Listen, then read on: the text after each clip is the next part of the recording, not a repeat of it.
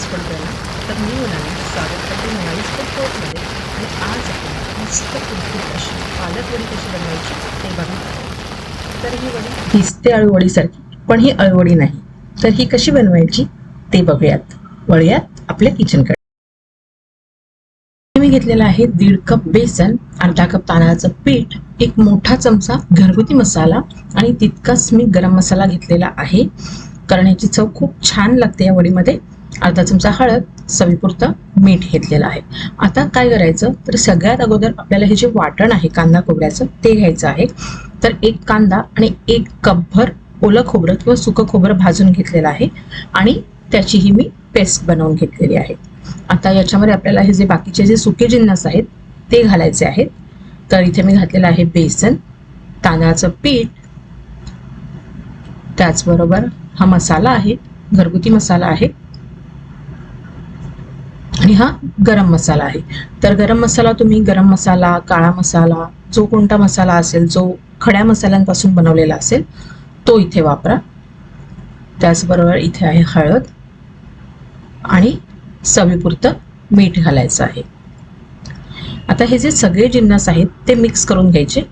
मी काय करते, मी शक्यतो हाताने करते, कारण काय असतं की आपल्याला किती थिक हवा आहे याचा जो फील आहे तो हाताने केल्यानंतरच येतो. कारण हे जे मिश्रण आहे ते आपल्याला खूप पातळ देखील करायचं नाही आहे भजीसारखं, किंवा अगदी वडीला थापतो म्हणजे वडी थापण्यासाठी जसं आपण जाडसर मिश्रण बनवतो तसं देखील बनवायचं नाही आहे. या पानांना आपल्याला एक पातळ लेअर लावता येईल या हिशोबात आपण हे बनवून घेणार आहोत. तर मी काय केलंय, ज्या मिक्सरच्या भांड्यामध्ये हे वाटण बनवून घेतलं होतं त्याच्यामध्येच पाणी घातलेलं आहे आणि ते घेतलेलं आहे. आधीच खूप पाणी घालायचं नाही, थोडं थोडं घालून याचं कन्सिस्टन्सी जी आहे ती आपल्याला ॲडजस्ट करायची आहे. असं करून बघायचं म्हणजे आपल्याला कळतं की किती कन्सिस्टन्सीचं बनवायला पाहिजे. कारण खूप जर जाड असेल हे मिश्रण तर वडी खूप डेन्स बनते. आपल्याला डेन्स नाही बनली पाहिजे, याच्यामध्ये जो पानांचा जो खातानाचा जो फील आहे तो आला पाहिजे. त्यामुळे साधारण या कन्सिस्टन्सीचा बॅटर आपण बनवणार आहोत. म्हणून मी म्हटलं की हाताने करा. हे बघा असं झालं पाहिजे जेणेकरून पानांना लावणं सोपं पडतं आणि मुख्य म्हणजे वडी डेन्स बनत नाही. आता इथे पानं घेतलेली आहेत. मी शक्यतो असं प्लॅटफॉर्मवर करायला घेते, म्हणजे मस्तपैकी करता येतं. जर तुमच्याकडे खूप मोठा पाट वगैरे असेल तर तुम्ही पाटावर करू शकता. तर प्लॅटफॉर्म स्वच्छ पुसून घेतलेला आहे. तुमच्याकडे धुण्याचं प्रोव्हिजन असेल तर स्वच्छ धुवून घ्या. माझ्याकडे कन्सील शेगडी आहे त्यामुळे मी पुसून घेतलेलं आहे. आता काय करायचं, ही पानं लावून घ्यायची. तर एक एक पान लावून त्याला हे बॅटर लावून घ्यायचं आहे. तर शक्यतो ना मी ही पानं ऑनलाईन घेते, खूप छान आणि अगदी स्वच्छ पानं येतात. साधारण 30 ते 40 इतकी पानं आहेत आणि त्यातली मोठी मोठी पानं मी वेगळी काढून घेतलेली आहे जी आपण खाली लावणार आहोत, आणि जी मिडियम साईजची पानं आहेत ती आपण मध्ये लावणार आहोत. तर एक पान ठेवायचं आणि उलटच ठेवायचं जसं आपण अळूवडी लावतो तसंच. फक्त याच्यामध्ये चिंच गूळ टाकण्याची अजिबात गरज नाही, कारण हे पान काही खाजरं नसतं. आता याला असं हाताने लावून घ्यायचं. परत एकदा चमचा वापरायचा नाही आणि हे ओव्हरलॅप करायचं, तरच ही वडी व्यवस्थित बसते. तुम्ही बाजूबाजूला लावत गेलात तर ती वडी अगदी वडी बनणार नाही, सगळं सुटून जाईल. त्यामुळे हे ओव्हरलॅप करणं अगदी गरजेचं आहे. आता तुमच्याकडे किती पानं आहेत त्या हिशोबात करा. खूप जाड वडी करायची नाही, नाहीतर मग शिजायला खूप वेळ लागतो. तर मी साधारण 2 वड्या होतील या हिशोबात करून घेणार आहे. आणि ह्या इतक्या पानांसाठी म्हणजे साधारण एक 30-40 पानं आहेत, इतक्या पानांसाठी हे जे मिश्रण आपण बनवले ते अगदी परफेक्ट आहे. तर इथे तुम्ही बघू शकता साधारण एक 7 पानं मी लावून घेतलेली आहेत. अगदी पातळ पण लावायचं नाही की आपल्याला खाताना पान पान लागेल, पण अगदी जाडही लावायचं नाही की पानांचा फीलच येणार नाही. आता याच्यावरच खालच्या लाईनला देखील परत आपण 7 पानं लावणार आहोत आणि या पानाचा थोडासा भाग वरच्या पानावर ओव्हरलॅप होईल असं आपण लावायचं. तुम्ही इथे बघू शकता दुसरी लाईन देखील मी लावून घेतलेली आहे. आता तुमच्याकडे किती पानं आहेत त्या हिशोबात तुम्ही करा, पण मी साधारण 2 वड्या बनवायच्या या हिशोबात 3 लेअर लावून घेते. आता हे 3 लेअर लावून झाल्या की आता आपल्याला जी पानं आहेत, जी मीडियम साईजची किंवा छोट्या साईजची पानं आहेत ती आपण मध्ये लावणार आहोत.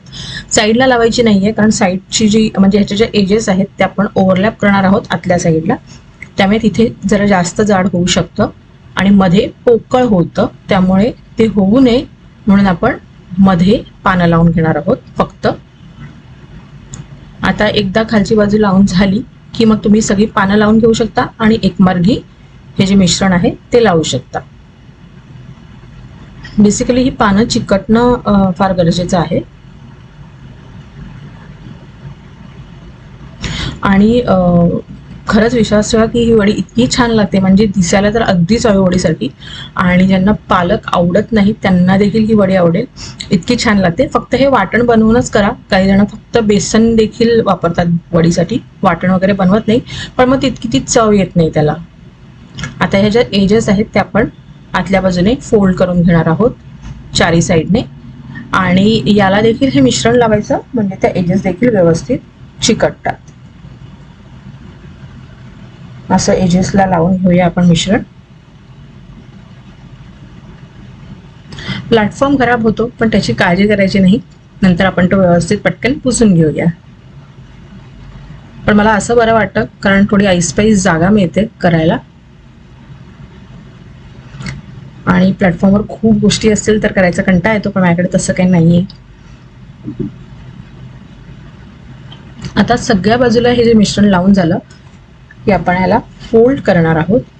तर तुम्ही बघू शकता साधारण अर्ध मिश्रण उरलेलं आहे, ज्याची मी दुसरी वडी बनवून घेणार आहे.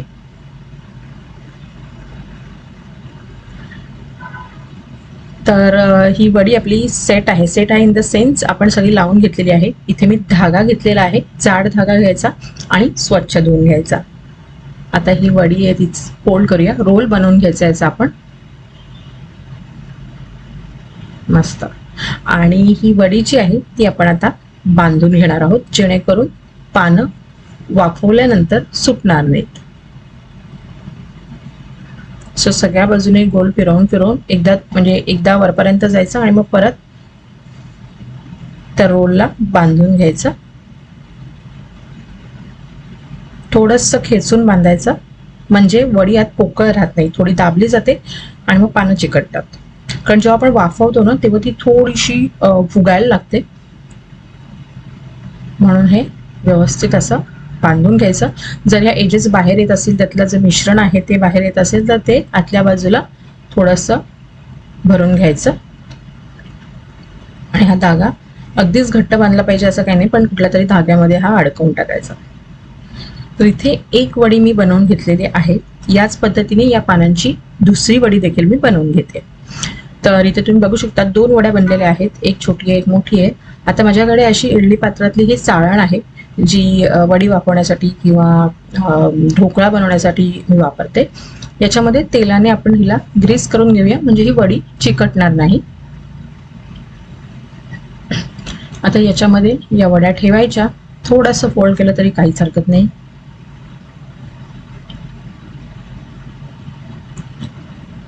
आता इथे इडली पात्रात मी पाणी गरम करून घेतलेलं आहे. तर माझ्या इडली पात्राला खाचे नाही आहेत, म्हणून मी काय करते की खाली एक चाळण ठेवते इडलीची, जेणेकरून पाणी अगदी डायरेक्ट लागणार नाही वडीला, आणि मग ही वरती चाळण ठेवते आणि मग झाकण ठेवून आपण एक 20 ते 25 मिनिटं ही वडी वाफवून घेणार आहोत. खूप वेळ लागणार नाही हिला. हे बघा, आता आपण चेक करूया, सुरीने वगैरे चेक करायचं. जर ह्याला बेसन आलं तर आपली वडी अजून शिजायची बाकी आहे. पण तुम्ही इथे बघू शकता 2-3 ठिकाणी करून बघायचं, म्हणजे आपल्याला, किंवा काही काही वेळेला एखाद्या ठिकाणी जाडसर होते, म्हणून सगळ्या बाजूने करायचं. आता ही वडी मी थंड करून घेतलेली आहे. छान थंड झाल्यावरच कापायला घ्यायचं, नाही तर मग सगळं ते चिकटून जातं आपल्या सुरीला. हे बघा किती छान वड्या पडतायत त्याच्या, आणि दिसायला तर तुम्ही बघू शकता की अगदीच अळूवडीसारखी आहे.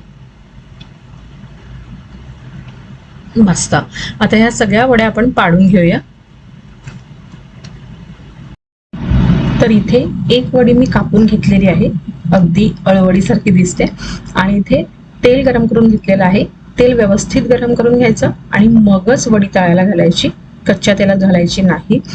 तर मी अगदीच डीप फ्राय करत नाही, पण अगदीच ती उकडल्यासारखी दिसावी किंवा चवीला तशी लागावी इतकं कमी तेल देखील वापरत नाही, म्हणून मी शक्यतो शॅलो फ्राय करते आणि थोडं बऱ्यापैकी तेल घालते. कारण याचे जे बाजू आहेत, कडा आहेत, त्या देखील व्यवस्थित फ्राय झाल्या पाहिजे. नाहीतर काय होतं, अगदी थोड्या तेलात फक्त तवा भेट केल्यासारखं केलं तर मग ती वडी जी आहे ती फक्त अगदीच उकडल्यासारखी लागते आणि मग जी वडीची मजा आहे ती येत नाही. तर तुम्ही अगदीच डाएट कॉन्शियस वगैरे असाल तर मग अशीच उकडलेली वडी खाऊ शकता, ती देखील चवीला चांगली लागते. पण तुम्हाला जर प्रॉपर वडीची मजा घ्यायची असेल तर मग शॅलो फ्राय करू शकता, किंवा तुम्हाला जर डीप फ्राय हवी असेल तर डीप फ्राय देखील करू शकता. मी शक्यतो शॅलो फ्राय करते. तर एक बाजू थोडीशी ब्राउनिश झाली की आपण ही वडी पलटी करून घेणार आहोत. तुम्ही बघू शकता अगदी पूर्ण ब्राउनिश जशी आहे तशी झालेली नाहीये, पण आपण ही वडी पलटी करून घ्या. सो मी काय करते, मी एक बाजू थोडी फ्राय करून घेते आणि मग दुसरी बाजू जी आहे, जी आपल्याला एक्सपेक्टेड आहे कलर किंवा जो कुरकुरीतपणा, त्या लेवलपर्यंत फ्राय करून घेते आणि मग परत ही जी बाजू आहे पहिली बाजू ती परत थोडी फ्राय करते.